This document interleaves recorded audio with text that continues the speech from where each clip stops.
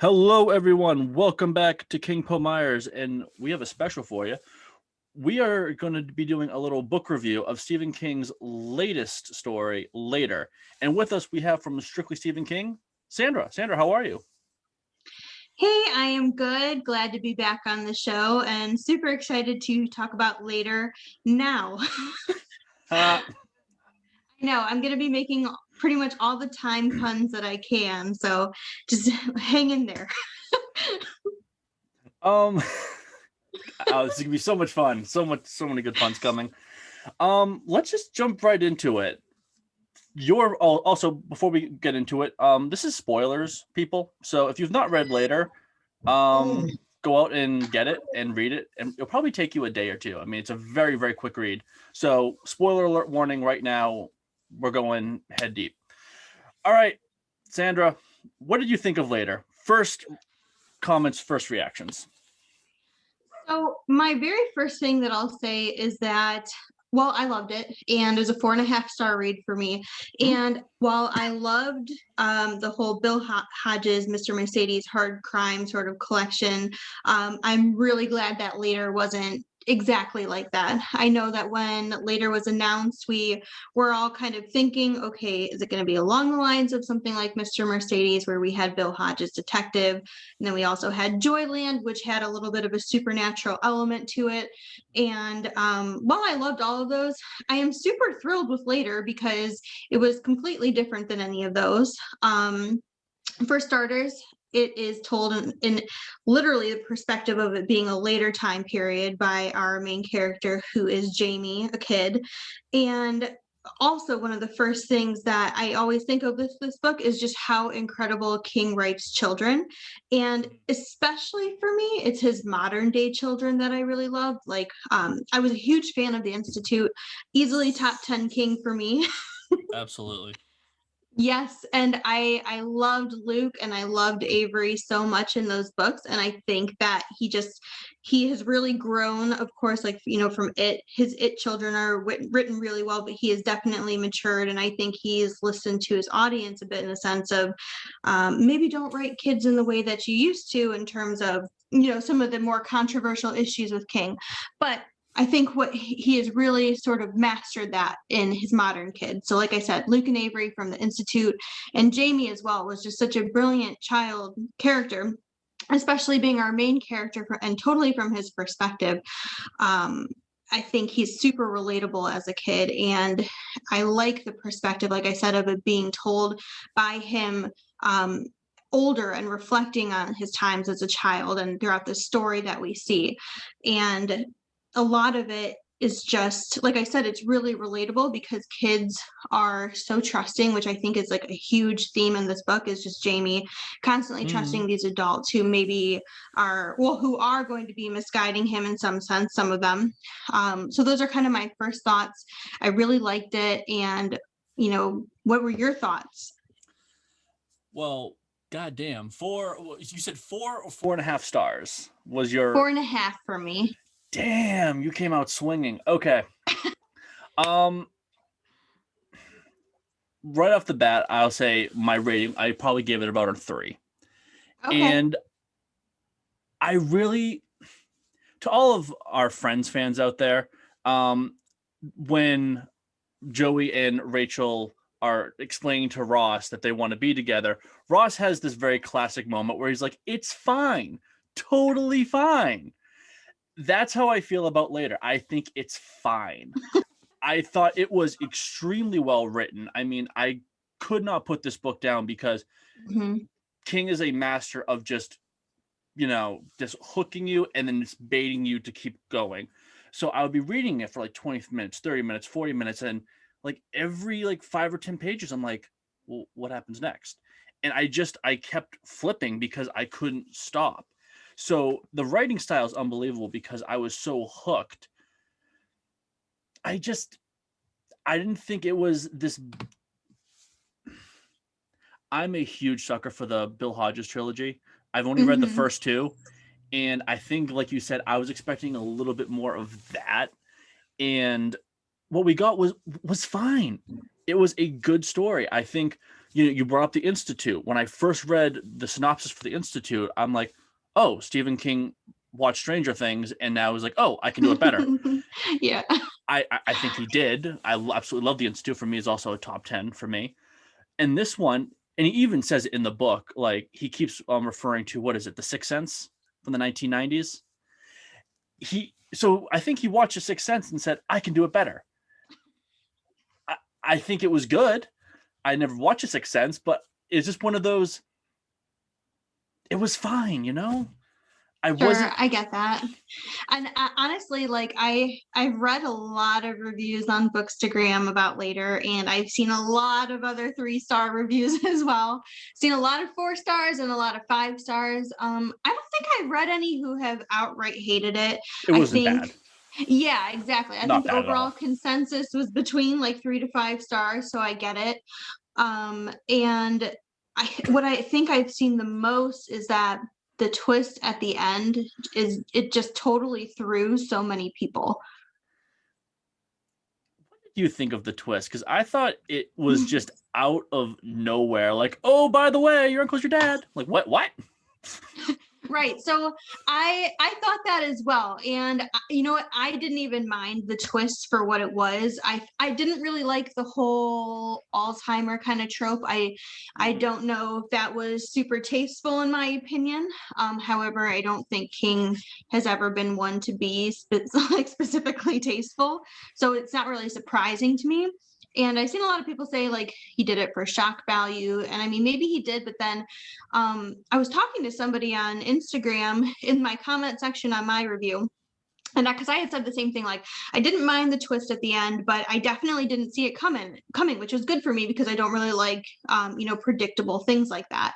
Yeah. But I got to talking to this person, and they said that, okay, well, there's also a time where, okay, hold on, I've got to pronounce his name because I know it's French. So I was saying it Theriault, which is our villain there, but I believe it's Tarot. Is that correct? Do you know? I think it's Tarot. That's the way I. Excuse me. That's the way I was reading it. Yeah, so I think it was Tarot, which is, the French way to say it. So I'm going to go with that. So there was the moment when Jamie went to visit Harry in the nursing home with Tia, his mother, and we saw Harry react to Tarot, and he, started screaming immediately, like, get out, get out. Mhm. And so that's not a moment that clicked for me as I was reading it. And then I had even forgotten about it. But then being reminded of that, you kind of see, okay, well, yes, I guess that is the connection to make. And of course, like you're probably meant to think of it as it's just simply hereditary with Harry being Jamie's uncle, but then of course a twist at the end. No surprise, I'm your dad instead. So I love when authors, give you, whether it's a surprise or they give you something, and I'm okay with not having an explanation. Like I feel like that's something our current society, like in a TV show or in a book, they need absolutely everything explained, and I don't believe in that. I think that I'm all about the mystery. I'm all about keeping things like, well, what do you think happened? This is a case where I kind of wish we got a little bit more, because at one point, the main character is Jamie, correct?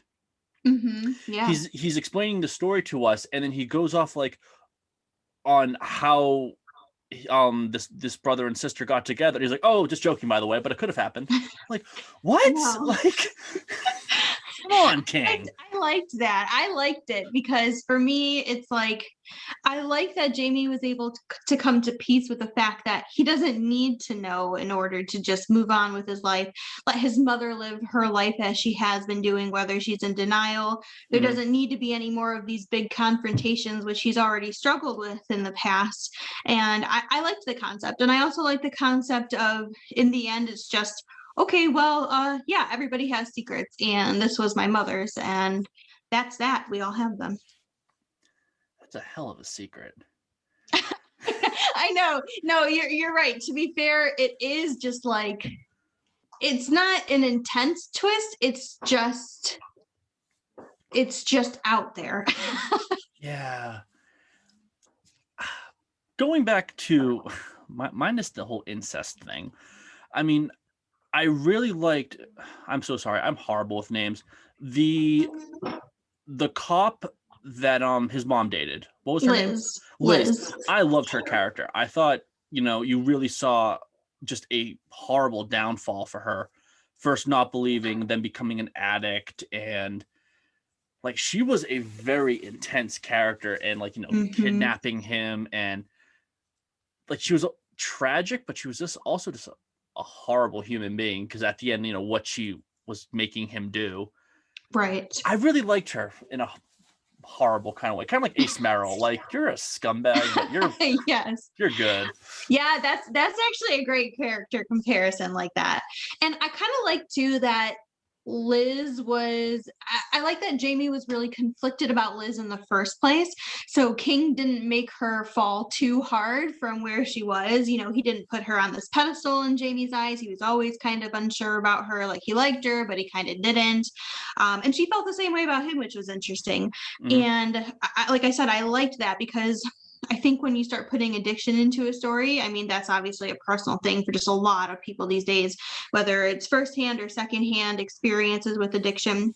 And I think that he did it in a really great way, which is just, like I said, not having her be this incredible person from the get-go, but rather, like you said, it is a bit tragic, and we just continue to watch her go further and further downhill and basically give in to all of the bad decisions that she's made. And I like that Jamie brings up throughout the story, like, that Liz did have better choices she could have made, but she's just basically in denial of those. And she certainly sees herself as tragic. So Mhm.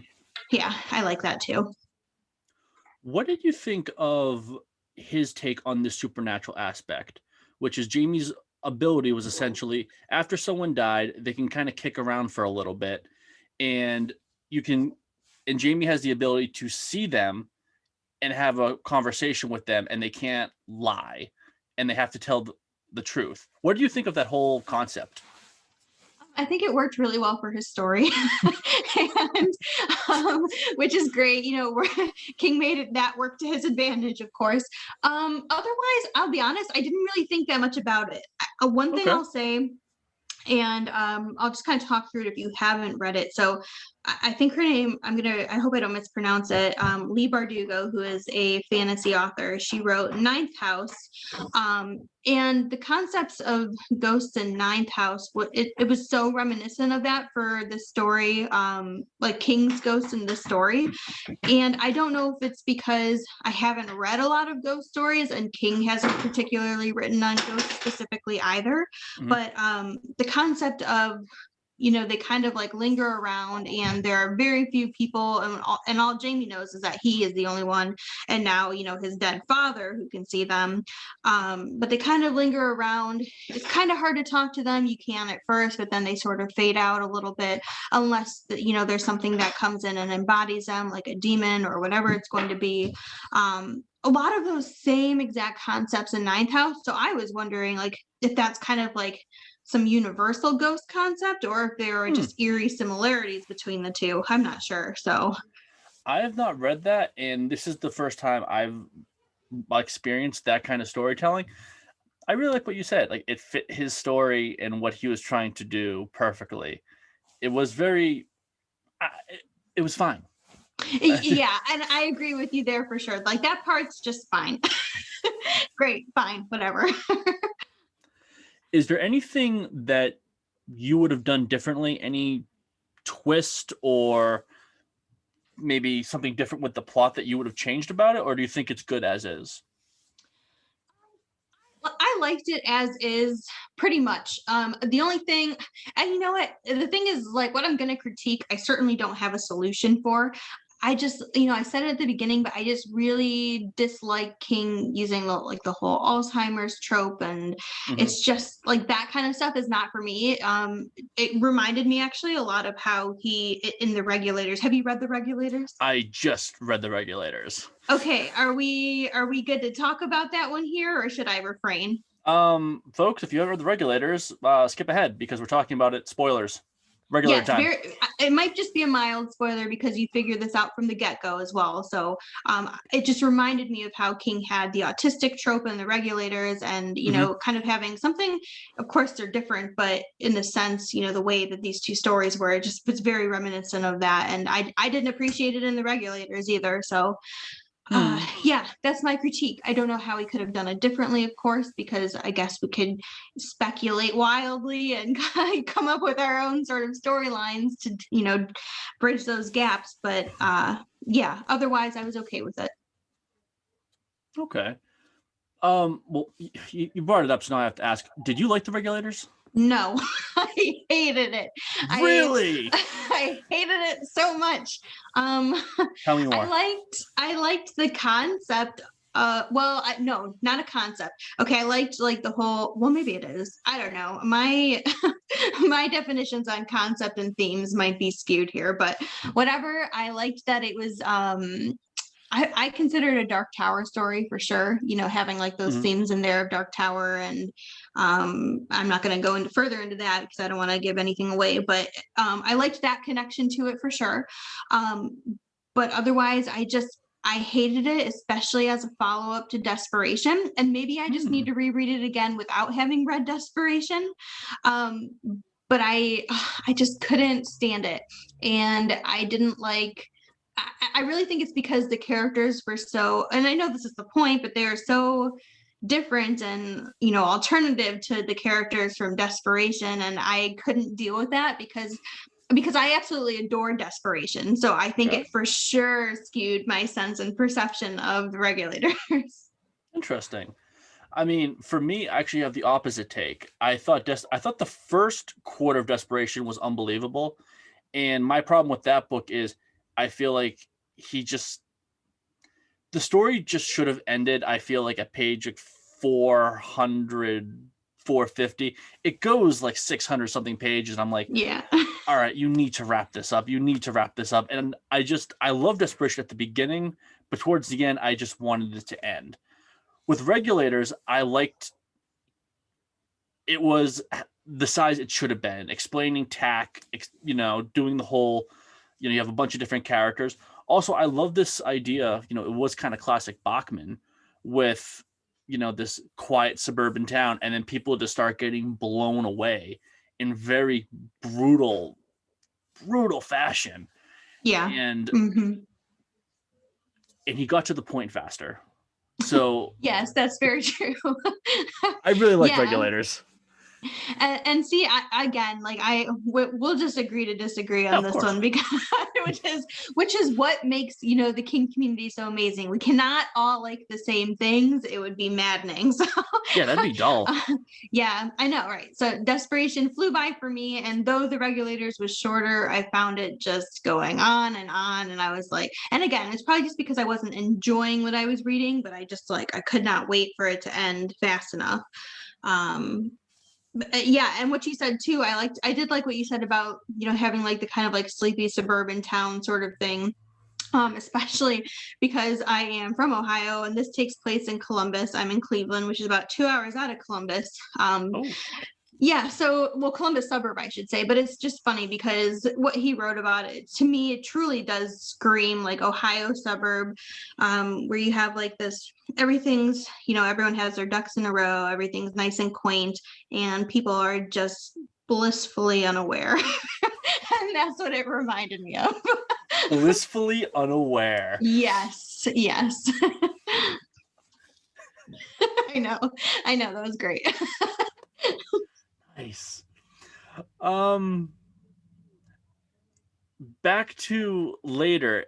Any final comments on? Yeah, for sure. I think that we definitely need to address the whole deadlights thing, right? Like, the walk down memory lane from It and Pennywise. Didn't he call them in later the dead light, or did he say the dead lights? Because I thought he said the dead light. He may have. I don't know. Like, I didn't pick up on that actually. But when I read that, I was like, oh, wait. Yeah. That was I a nice little know. thing. I know. I really liked it. And I know, so I hosted a read along for this book actually. And I know that some of the people in like my group chat, they were concerned about, going the route of, okay, is this Pennywise? But like, he's found some sort of fashion to return or whatever. Hmm. But we've all kind of come to the conclusion that no, it's certainly not Pennywise. But we kind of think like, there's like this theory that Pennywise is essentially like a species or something. So, there are going to be multiple beings like Pennywise was, like these old ancient creatures that sort of have, and I like that he came to embody tarot in a different manner than how Pennywise came into being in Derry back in who knows when he came. Yeah, so it was definitely interesting take on it, and I loved it. I loved that it was like some sort of it nostalgia, and even just like for me, even how I related Jamie and King's evolution in writing kids back from how far he's come since he wrote it, and all the kids in Derry. I loved having like a good nostalgic wrap, and I thought for me this was a really good way to kind of wrap both of those things up. Completely agree. It was, like you said, it was a nice little nod. Um, you keep bringing up the how King writes kids. Do you think this is his best interpretation of writing a child? Oh, that that's tough to say. For me personally, I would say no, just because like I said, I really, really, really loved the Institute. And I loved Mark Petrie from Salem's Lot. He was one like badass kid. He was so Yes, he cool, was. so like just so calm and collected. He was a fantastic kid character for me and from back in the day. So I think that, is a lot, that says a lot as well. But I really, really love the kids from the Institute. And for me, Jamie doesn't quite beat them out, but I think he's also on that level too. Like, I think Jamie and his perspective and how King writes him, I think he could have easily fit in with the crew of the Institute. So That'd be a nice little tie-in. yeah, maybe not even in like the characteristic sense, but just the way that they're written. I think Yes. that they're similar, just being his modern day kids and stories. Yeah, and I have to jump on what you're saying. I completely agree with. I love the Institute, and I think, I mean, that's the first and only book that actually kind of made me cry at the end. Just the relationship with the kids, and that was just perfect. I think it, just writing style wise, I think it beat out it a little bit for me. Mm-hmm. Yeah, I mean, yeah, and I'd agree with that too. Like for me, I mean, obviously in it, there's the sewer scene, which nobody likes to read, or What scene nobody is likes. that? I know, right? What scene? The They scene did that what? will never, ever, ever get filmed. Right, exactly. And I mean, understandably so. To me, Oh God, yeah. there's no Yeah. justification for it. And people can try to defend it if they want to, but why would you, in my opinion? Like there's just it's icky. And I think that even just the way he wrote Bev and her descriptions, like it was inappropriate. Maybe it wasn't then, but it certainly did not age well. And in that sense, King is just much better now writing his kids. Yeah. You brought up the scene from it, the scene that everyone's like, eh. And I'm looking at my books right now, and it reminded me of I think a scene that was even worse was from Library Policeman, which Ooh, is one of my yes. all-time favorite Stephen King novellas. And then there's just those 5 pages where I was like, please stop. I know. And I then there's, know. to anyone who believes, in horror, it's what you don't see. That's the horrifying part. No, when you're getting these kinds of descriptions, I'm like, all right, you've accomplished your goal. You're making me feel something, but I think it's the wrong kind of feel. I agree. You I should have think just cut. Yeah, exactly. Like there's a way that you can acknowledge this trauma, like in the library policeman, without having to over describe everything in such an unsettling manner. And I mean, it didn't work because of the age he was when he described it. It doesn't work. It never will. It's not right. And yeah, so I can't see any other way around that. So I don't know. Agreed. Though Great. though that scene is horrible, and those scenes are not good, in my opinion. I still love it, and Library Policeman is one of my favorite novellas by King. I mean, that he brings the darkness in that one, and I love it. Yeah, it's super dark. It's so far it's the only story that I've read out of, is it Four Past Midnight? I think it's Or Past Midnight. Yeah, Four Past Midnight. And yeah, I picked that one up specifically to read that story because I just heard how like crazy dark, disturbing, and just like out there it is, and it absolutely lived up to everything that I heard about it. Okay, two things right off the bat. One, the Library Policeman is the only one you've read from Four Past Midnight. Yes, so I know I'm missing, what is it, the Langoliers? I know, I Yep. know, I know, I know. I need to read that. I can't remember what else is in Secret there. Window, Secret Garden. Okay, yes. I have it literally right here. I don't remember the fourth story. And The Sundog. Oh, okay, okay. Yes, I see. I'm really, really bad with King's short story and novella collections because every time I pick them up, I'm like, oh yeah, like I'm gonna read all of these stories, and then I pick out like one or two of them, and then I put the collection back on the shelf. And I was supposed to be in a read along to read. Oh man, of course I can't remember which one it is. Different Seasons? Full Dark, No Stars. Full Dark, No And Stars. Have not read that yet. So I read 1922 a while ago, loved it. It's a fantastic story. And I picked it back up for a read along because we were going to month by month go through and read all the shorts in there. So I started off strong, 1922, the first story, January, check. And then I got super busy and now I'm in the same situation. It's back on my shelf, have not read through the other stories with the group read along. And it's like this vicious cycle over and over again. I like his short stories. It's just I can never manage to actually read all of them. Okay. Might as well announce it now. I am going to be doing a different seasons versus Four Past Midnight. I ranked them, like my personal ranking. So I'll be posting that very soon because I really love both sets of novellas. There really isn't a bad one. My lowest ranked one is The Sundog, and I still liked it. Mm-hmm. I think you posted this maybe sometime last year, but did you get a copy of the UK version of Four Past Midnight? There's there's like the clock awesome. and like the goblin or creature. Yes, and it's so cool. He's like a gargoyle or something. It's just, oh my gosh, some of the UK editions have the most incredible art, and that is certainly one of them. I hate the UK because they get all of these sexy covers that look so freaking cool.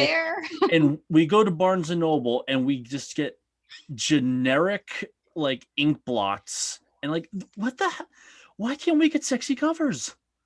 I know, I agree. But what's funny is that whenever I post the UK covers, it's like what I always see is like everyone's like, oh wow, oh my gosh, like all the Americans love the UK covers, but then anyone from like UK, they all love the American covers. So it's like, is it just a scenario of like we always want what we can't have? So I don't know. When you posted that, the Four Past Midnight, that beautiful UK edition, might as well tell you now, I became the most jealous little brother ever. I go to my wife and I'm like, Sandra has the coolest copy of Four Past Midnight. I need to have my own copy. She's like, you already have a first edition of the American. I'm like, I need the UK edition. It's so gorgeous. And yeah, I immediately bought the UK edition because I was like, I need to have it. I need to have it. Yes. So it's so cool. And like their version, one of their versions of the Tommy Knockers, which I posted recently too, is just like It is so good, so detailed, so fabulous. And when you look at the US like hardcover, we have like it's like a black and green ombre effect, and Yeah. there's no zero imagery. It's definitely one of the worst King covers ever in any edition, any country, whatever. And it's just that to me just speaks volumes. Like I wish we also had like better access to like Hodder and Stoughton publishers in the UK. Like Mhm. they always put out such fantastic things, and it's just so hard to get a hold of them, and it makes me so jealous. I apologize in advance because I don't know the publication, but Stephen King recently posted that there's going to be an illustrated version of Cujo coming out, and Oh, it's from a UK publisher. So I am like checking every day for updates because I want it. you need it. I You need need it it. in my life because I love Cujo. Hmm. My husband's just about to read Cujo. He's like the newest King fan, which for me Nice. has been, yeah, it's been so amazing. It started with him reading, let's see, what was his first book? Oh, Pet Cemetery. From Oof. then he was hooked.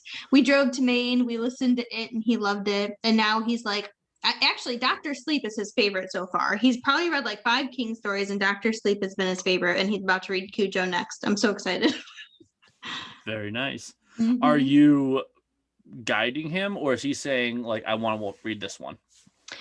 A little bit of both. He asks my opinion on what he should read next. I tell him you're not too far in that you could go in publication order, which would be super cool in my opinion. Like looking back, if I could have started that, if I would have known how cool it would be to start that way, I definitely would have done it. But now I just look at it as once I read all of his books, once I'm going to go back and read them again through publication order. So yeah, he asks me for his advice here and there. Sometimes he listens, sometimes he doesn't. One thing that infuriates me is that I recommended Salem's Lot to him, another classic, and he's like a quarter of the way through and he just stopped reading it. And it's not because he didn't like it. He put it down for a while and then he didn't pick it back up, but then he started reading other King stories. And I'm like, he wants to read the Dark Tower series. And I'm like, listen, you need to finish Salem's Lot now. Or Yeah. you should not read the Dark Tower series. Oof. I know. It's so painful, but I'm also so proud. How did you start reading King? Like, what was like? Did you go in a particular order? Did you just go for his classics, or? So I was introduced to King through both my grandma and my mom, who were fans, but my grandma was like a diehard fan. I have a lot of her books from her collections that I inherited. And I first saw it with my grandma. She let me watch it. Probably I must have been like 7 or 8. So, way too young to be watching it. Cool, And grandma. then yeah, I know she was super cool. She's awesome. She did though have a lot of Dean Koontz novels as well. So Ooh. she she had her moments. Um, just kidding, Koontz fans. Just kidding. No, so my first book that I read was It when I was 11, and it's safe to say that I had absolutely zero idea what I was reading at that age because my reading comprehension at 11, I was never really the best reader. I just like to read for the sake of reading. Mhm. So yeah, that was my first one, and I read it because I asked my mom if I could, and she said no. So I'm like, well, I'm gonna read it anyways, without you knowing. So that's what happened. Followed up with Dolores Claiborne, and then I didn't touch a King book for a long time after that. Probably not till I was like, I want to say I must have been like 16, 17 when I read Carrie, and then actively became an Mhm. actual King fan. Okay. Yeah. But next is publication order. Yeah, I think so. I want to say I have like a good 15 books still to get through of Kings, which is, a sizable amount, Yeah. especially considering some of the ones I have to read are pretty chunky still. So I've got a lot to get through. So I would hopefully say within like the next maybe 3 to 4 years, I can start tackling going through the publication order. I think it'll be cool to really get a better sense of all of the different connections that string along throughout all of his works, especially because there are a lot of books that I read out of order because I just didn't know going through this. So it'll be really interesting to get a totally different sort of perspective going back through everything. Absolutely. I mean, for me, I did my first Stephen King was Joyland. And then I think I went to Misery. I did Salem's Lot, and I happened to work with two guys who grew up reading Stephen King, and I really wanted to tackle Castle Rock. So I read all the Castle Rock books all at once, and that was the best time for me. I'm sure. I bet that was awesome. I mean, those I think are still my favorites. I mean, Needful Things is in my top 5. I think Love it. King gives the greatest climax after all this build up. I love how all of his stories are somehow together. I love the fact that the serial killer from Dead Zone is kind of hinted at being in Cujo, and Dark Half is perfect. I mean, Castle Rock, I think, are just my favorites. That was a big one I mixed up. I read Needful Things before I read The Dark Half. And like I read The Dark Half immediately after, and I was like, well crap, like I guess I should have read this one first, but what can you do? But yeah, the Castle Rock stories are awesome. I love Alan Pangborn. He's great. It's just like the whole sense of knowing and everything sort of hinted at here and there is so good. I love it. I just went to Barnes & Noble and I bought like 5 or 6 Stephen Kings. I just wanted to become a reader after long last. And I remember I was talking to my friends at work, and I'm like, oh, I'm going to start Needful Things. And they're like, have you read Dark Half? No, what's that? Have you read Dead Zone? Have you read Cujo? No. Don't you touch Needful Things. Good advice from them for sure. I literally had to go back out and like get the other books. But I'm so sorry that you read Needful Things first. I know, it was a bummer. And you're not going to be happy about this, but I didn't enjoy The Dark Half.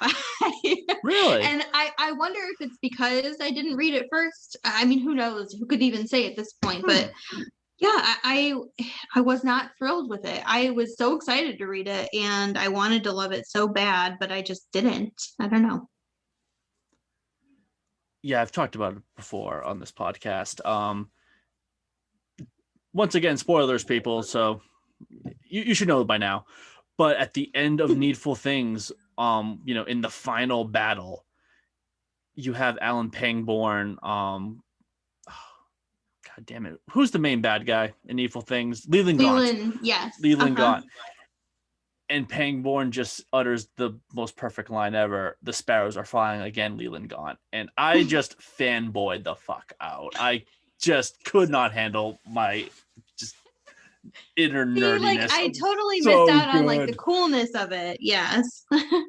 One thing that's interesting too, the ending in Needful Things. So when Alan has like he's holding like a white rose or something, right? And he says, oh, it's the coming of the white. And I was like, what? Wait a minute. Over my head. God damn. Right? It's like it's the smallest little thing. And I was pissed after I read it, not pissed at the book or King. I was a little bit pissed at the Bookstagram community that this has never been mentioned, these ties to like the whole Dark Tower universe. And I'm like, wait a minute. Good on you for catching that. Damn. And isn't that crazy? And right, like maybe other people just don't realize it or something. Like I'm so flustered even talking about it because it's like the smallest little thing, but yet it's had such a huge impact on me, and I still get like so thrown off even just thinking about that part. It's like, oh, he just had random help. I don't know. Right? I don't know.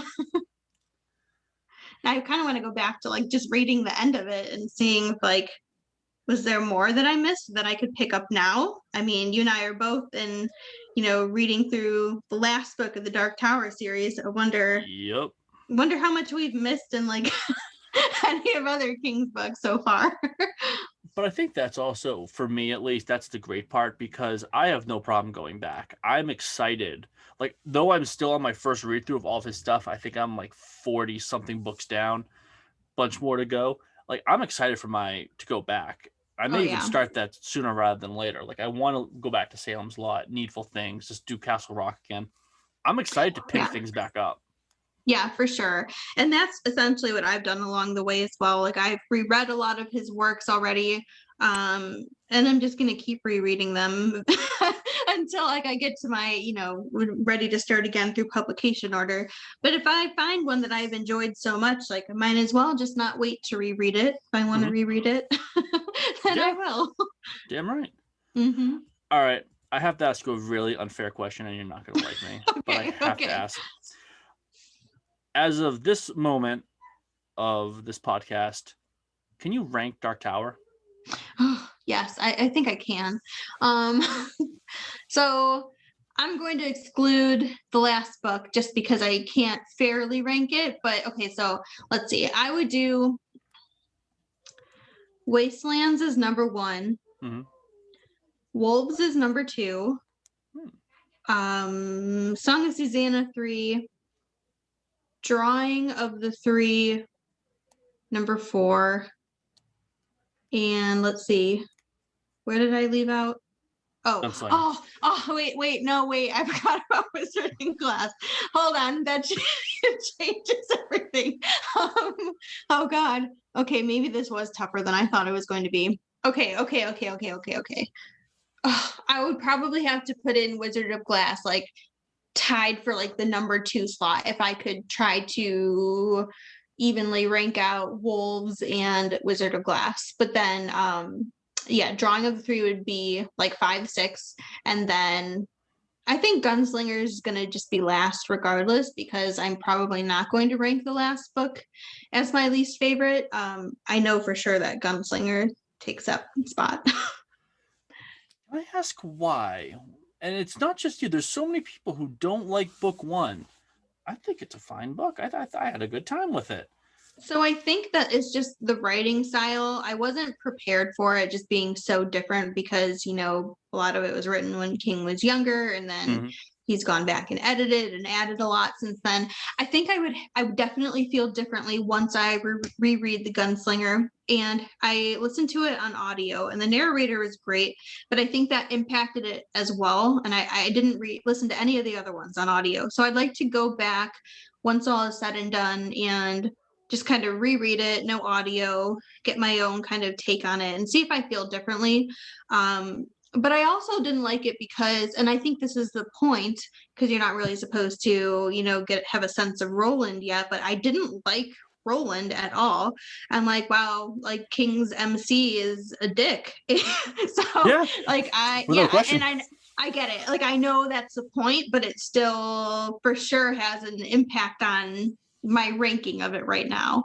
I don't know. that's how I'm feeling so far about it. I will say that I did like the ending and leaving off, with our scene with the Dark Man and having the whole palaver sort of thing. And it's interesting to see a lot of follow up throughout the series on what you read from The Gunslinger. So I know for sure I'd have a different perspective, which I'm interested to see in the future. Please let me know of your updated list after 7 is done and after you've digested it. Of course. I don't even know if I'm going to be able to give a real review after the series until I've sat on it for like a month, because it's just, as you know, like the Dark Tower series has me just so emotionally all over the place. Like I can hardly process my emotions for half the books that I've read so far in the series. I just know that like I am feeling everything all at once, and it's difficult, it's painful, and I am just terrified to keep reading the last book, but I am in too deep to stop. Like, I feel like if I stop now, I can happily live life. But if I keep going, I just choose to accept that there's just this ominous feeling, and you choose to accept the pain that you're probably going to get hit with. I don't know yet, but I I am just sure of it somehow. So we'll see. I don't know. We'll see what happens. When did you begin your journey? A long time ago. I am taking my good old time reading these. Let's see. I think I started, I want to say either like late summer, early fall of 2019. And Wizard and Glass took me like 6 months to read. And it's not, obviously, it's not because I didn't love it, because I rank it so very highly.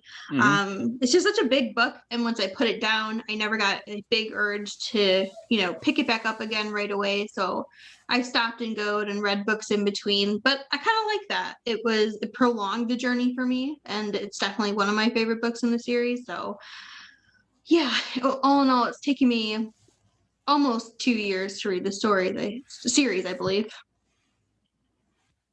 A hell of a ride. It is, yes. And like I said, regardless of the timeline, it's had such a huge impact on me. And honestly, I wasn't prepared to love the series as much as I have. I actually expected that I might get like 1 to 2 books in and just hate it and totally abandon the series. And I'm so glad that it was just like delightfully unexpected, especially by like Drawing of the Three and Wastelands. I was absolutely hooked. Like the sense of adventure, it's kind of like Western meets fantasy, but also not, because it's literally, for me, it's like it's incomparable to anything I've ever read. Like King's imagination just continues to blow me away. And I know he's been inspired by things here and there throughout his stories, but I don't know, maybe I haven't read enough, but I've just been totally blown away by the whole series. Same here. And, like you said, we're both on book 7 right now. And the only thing that was somewhat spoiled for me was book 6, when obviously he puts himself into it. Oh, and yeah. I forgot. I actually liked it. I didn't think it was cheesy or bad. I thought it was really cool and it worked. And the last plug I'll give them, my coworkers at work, they hated the ending. They hated what he did in book 6 and 7. And I was talking to them today about it, and they're like, "Wait, you like 6?" Like, yeah, I thought it was really, really cool. They're like, "You may like the ending." Oh shit. Oh, interesting. Yeah, I wasn't a fan at first, but it didn't take me long to accept it, and then I didn't mind it at all, and I still don't mind it now. I'm okay with it at this point, and I get why people don't like it, but Oh yeah, I definitely don't have any issues with it now. And I mean, hasn't he earned that right? Like, that's my thing. He has the only right, in my opinion. So funny. it is one of the ballsiest thing an author has ever done. Like, for sure. Yeah, these main characters, you're like, yeah, they're coming to my house. What? Yes. I love hearing it put like that. It's so true though. And like when he first introduced himself, I found myself just like thinking of all the craziest scenarios of like who he was going to be, what was going to happen, how is this going to play out. And thankfully all of them were totally wrong. He totally shattered everything that I even could have thought about. So yeah, I'll be interested to see what keeps happening in that regard in the last book. Anything could happen at this point. I'm scared that anything will, so anything can happen, and I'm like, I'm just really just overwhelmed at this point. Yes. I mean, that first chapter of book 7, just my heart, like that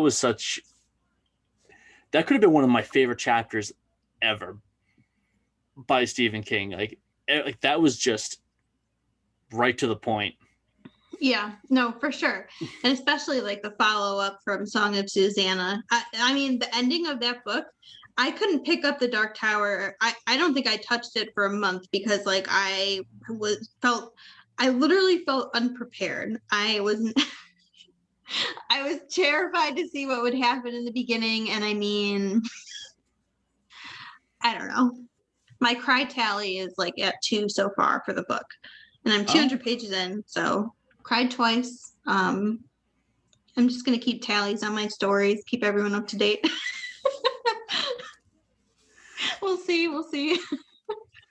Yeah, I waited about 6 hours. I finished Song of Susanna at around midnight. I went to bed, I went to work, and I have a kind of a window, and I just jumped right into book 7. I'm like, all right, we're doing this. Yeah.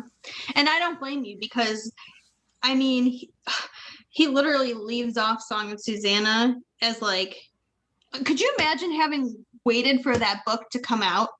Oh my God, I couldn't imagine reading the stories at like the time they were published and then having to wait for the next one.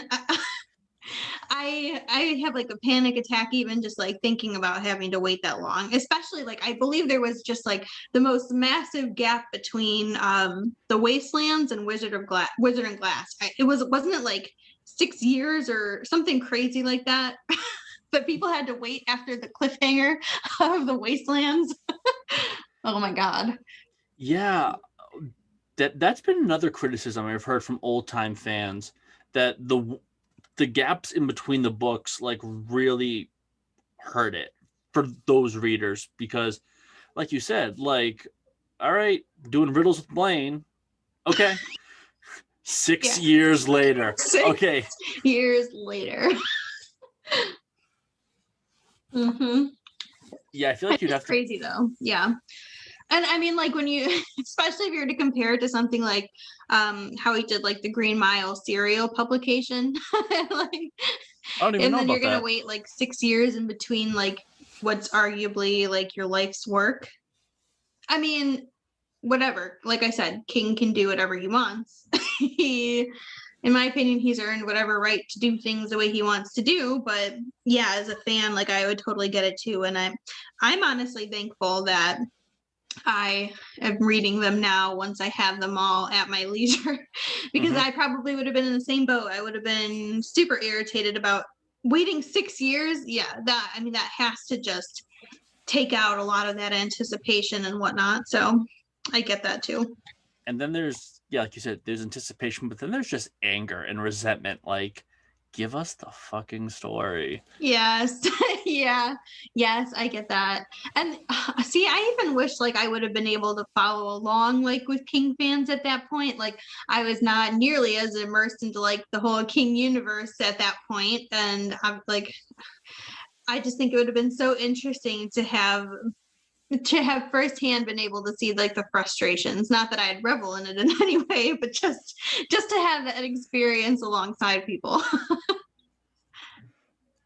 But as you said before, Stephen King can get away with it. Yeah, I mean, especially in hindsight, and like, I guess it's easy to look back now, like from our perspective, and say that, but there are probably a lot of longtime salty King fans still, so I get it. I mean, Stephen King has that power, but does Dean Koontz? I don't want to be mean, but no. I've never read a That's all I'll thing by say. him, and I want to, just because I need to know, like, just this hate towards this poor man who's like, I just want to write horror, and you're like, you're not Stephen King, bitch. Like, that's, come on. Well, I did read a story called Darkfall, and this was when, oh God, I was young. I was probably still in high school at this point, and it was literally about like evil dust bunnies. So, so I don't know. I have like a bunch of them sitting in my closet because they were my grandma's, and I can't part with them yet because of the sentimental value, but I also can't have them on my shelves with my other books. No one can know I've read Dean Koontz. I've only read the one book. Yes. Well, I need to emphasize that actually. I've read the one book. But I have heard another friend on Bookstagram says that his book Intensity is just really, really good. And it's one of his overall favorite horror books. So maybe sometime when my reading list clears up in the future, maybe I'll seek that one out and give it a read. But I've also seen a lot of descriptions on how he writes like sex scenes in women's bodies, and it makes me super uncomfortable. And I'm like, do I really need to read his books? I don't know. I mean, I guess King himself is not very good at describing women's bodies. So I don't know. Well, Who knows? he likes tall blondes. That's kind of obvious. Yeah, tall blondes with abnormally long legs. The one Cover of Later. That's exactly what I was seriously. describing. Her disproportionate leg size. Everyone go grab your covers of Later right now and check out Liz's legs on the cover. Yeah. Your American version, I mean. Yeah, Liz is not a cop. She happens to be a Victoria's Secret model. Right. I mean, goddamn. Model / alien with long legs. The one Kuntz book that I've been told to go for is Phantoms. I've heard really good things about that. Yeah, I've heard good things about that one too, actually. Okay, so maybe there's like 2 of them worth reading. All right. This entire man's cataloged library, you're like, all right, there's 2. I'll give you got 2 books. Right. 2 tops. Let me know if you want to do a Dean Koontz and, go over to the other side. I'll go with you. Maybe in like 5 years from now. Maybe that's like my 5-year plan. Damn. I don't know. We'll see. I mean, right now after Dark Tower, I'm planning to do some Clive Barker. I miss Uncle Clive dearly because, he is so sick and twisted. I love him. So I've heard that, and I have a bunch of his books, but I have yet to read any of them. But I've been trying to explore other authors as well. I think I've mentioned this before on the show, but I really like Anya Alborn. She's awesome. Mm-hmm. So I'm trying to kind of expand. I've been reading some more Ray Bradbury. So I just picked up a few of his stuff. I'm excited. Yeah, he's awesome. And I'd like to read Clive Barker and so a lot of the other authors that you see a lot on Bookstagram. Yeah, I did Books of Blood, book 1 and Hellraiser. So, yeah, he really kind of says like, okay, King, you think you're dark? Watch me. I mean, that's good to hear. I like to hear that because there's all the possibilities. He does not know how to hold back. And it's good. And it's not, for me, it's not over the top like, oh, blood and guts. Like, no. It's just more. It's just more. We are at the 1 hour mark, and before we say goodbye, later Dark Tower, your favorite author of all time, Dean Koontz. Do you have anything else you want to talk about? There's honestly so much you could always talk about, especially when it comes to Stephen King. But no, I think I've said a lot, and I would definitely recommend later to any King fans who have not picked it up yet or are hesitant to pick it up. I think that it's absolutely worth the read, and it's pretty short anyways, and quick and compelling. So if you haven't yet, definitely worth picking up. I agree. And though I gave it a 3, I still liked it. I still enjoyed the ride that I went on. I just didn't think it was all that special, but it was still above average. So I concur. Go and pick this up. Yep, 3 to 5 mark means it's definitely worth reading. Absolutely. Has he done anything lower than a 3? Oh yeah, Tommy Knockers for me. Yeah. Oh yeah, that's gonna be my May read. That's one of the books that I need to get through still, and I'm just wondering how I'm going to do it. So I'm gonna host a read along for it and have some group support, so we all have to go through it together. But I'm really interested. I'm interested to see what this coked up story is gonna be like. I'm sure it'll be a wild ride. I think I'm gonna watch the TV series first, just to kind of, I don't know, get me somewhat excited or like help lay the foundation, because it is the first Stephen King book I ever stopped reading because I got so annoyed and angry. Like, this isn't you. Like, this isn't Stephen King. Like, can always get my attention immediately and hold it. That one I was like, oh God, we're talking about a PowerPoint presentation. Like, this has been 3 pages. Like, what the hell? Ooh, Ooh, okay. So that, yeah, see, like everything that I hear about it, just I mean, I guess I hear from like the few King fans who really do like it, and I think it helps to, obviously, like you said, it didn't seem like King at all, and I mean that's probably pretty accurate considering just how obliterated he was when he wrote it. So I think I'm just going to really try hard to keep that in mind as I'm going through it, and maybe that will help. We'll see. I could be wrong. Someone in the comments, please let me know if I'm wrong. But I'm fairly certain what happened was he was not in a good place. He wrote Tommyknockers. He went to rehab, and shortly thereafter, I don't know if it was the book. He did Needful Things. I thought it was the dark half, but I could be wrong. I'm not really sure of that timeline either. But yeah, I'm pretty sure that's about it. And a lot of things he was trying to do in Tommyknockers, he does a million times better at Needful Things. The small town and just that.